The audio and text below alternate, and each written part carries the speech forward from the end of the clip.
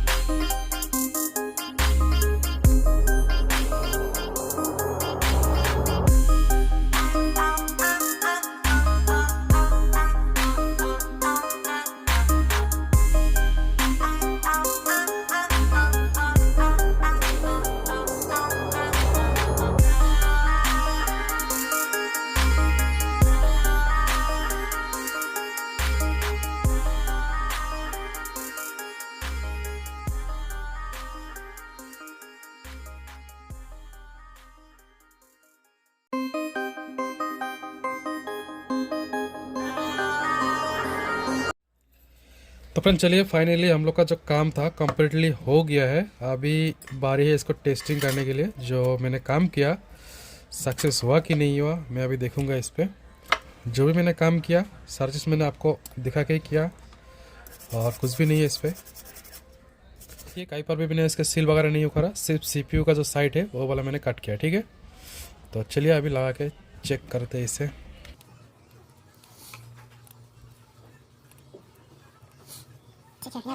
हाँ मना जाना गनो। तो फ्रेंड देखिए थोड़ा टाइम मैंने इसे रखा चार्ज पर, तो देखिए एमआई लोगो आ गया, देख पा रहा हो। ठीक है, मतलब हम लोग का जो काम हुआ वो परफेक्टली हुआ है। देखिए इस पर चार्जिंग शो कर रहा है, तो इससे मैं एक बार ऑन कर लेता हूँ।